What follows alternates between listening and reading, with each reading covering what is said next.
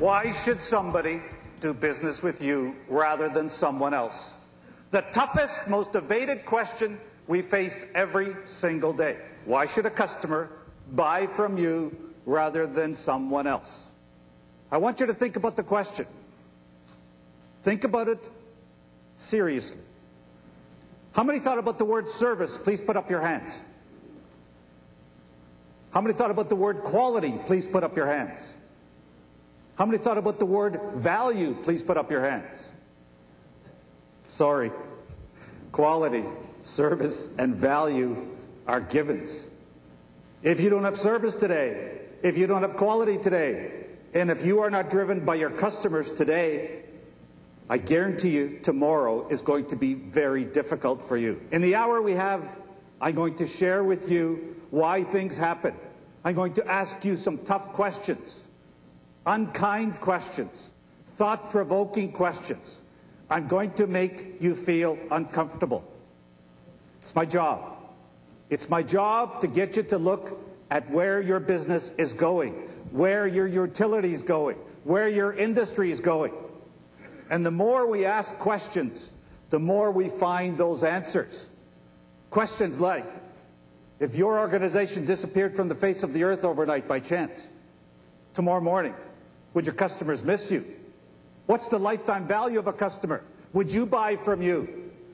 You see, the more questions we ask, the more we find the strategy, the tools, the resources to take our business from here to there. Isn't that what this conference is about? Tough questions need real answers. In today's ever-changing marketplace, when future-focused companies search for the right answers, when they want someone who asks the right questions, they engage Sam Geist. He knows that asking tough questions helps organizations focus on where they're going, not where they've been. He asks, he stimulates, he challenges. He tells it like it is about our constantly evolving global community, about today's business issues, about tomorrow's opportunities. No, Sam is not a motivational speaker. He's an ideas speaker. His customized programs provide substance, tangible solutions, not just sizzle. He provides action-oriented organizations with the tools to do their job today, the ideas to do their job tomorrow. His years of speaking, consulting, and facilitating to a wide variety of industries, from manufacturing and sales to financial and government, enables him to offer fresh new viewpoints and actionable strategies for the obstacles faced by so many organizations.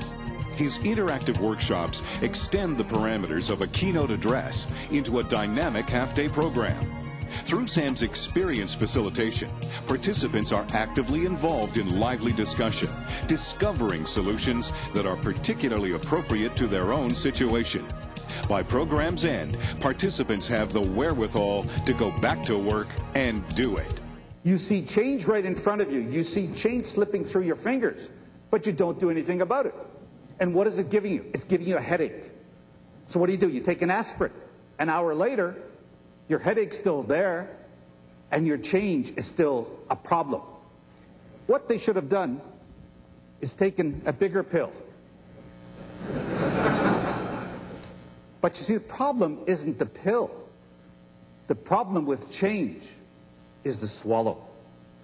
We don't want to swallow change. Why? We're comfortable. Getting people to change is still the toughest thing. If you do not have a point of difference, what do you fall back on? You fall back on price. Because it's simple, it's easy. That's why 8 out of 10 organizations, 8 in every industry, use price to drive their business. When you use price to drive your business, your history. Because there can only be one price leader. The whole world with this gross margin erosion has been doing what? With downsizing and right-sizing. That's just a reactive move to what? Having less gross margin dollars in your business, and you start cutting and cutting and cutting. My message for the last 2 years has been exactly the opposite. Mine has been re-engineer for growth. Why? The purpose of a business is to get and keep a customer. Nothing more, nothing less. How do we get them? But more importantly, how do we keep them? And that has nothing to do with downsizing and right-sizing. That has everything to do with looking externally, finding new customers to come and do business with us, and then adding value to our existing base so that our existing customer base gives us more business. Penny saved is not a penny earned. It's deregulation, but it's also disintermediation. That's why the banks want us to use ATM machines. Why? Cost $1 for a teller transaction. It costs 1 penny for electronic transaction. That's why the airlines want us to buy our tickets through the internet. You have too much information. They predicted the paperless office 5 years ago. What a joke. Paper shipments are up by 44%. So what are we looking for? What is this conference all about? Ladies and gentlemen, what we're looking for is not more information. What we're looking for is knowledge. Now, what's the difference between information and knowledge? Information is the what. Knowledge is the why. You can write this one down. Knowledge is knowing what to do with the information. The whole world is selling, selling, selling. It's the wrong word with service. The word should be helping, helping, helping. Because selling is something you do to people. Helping is something you do for. Thank you very much. Take the word service, throw it away.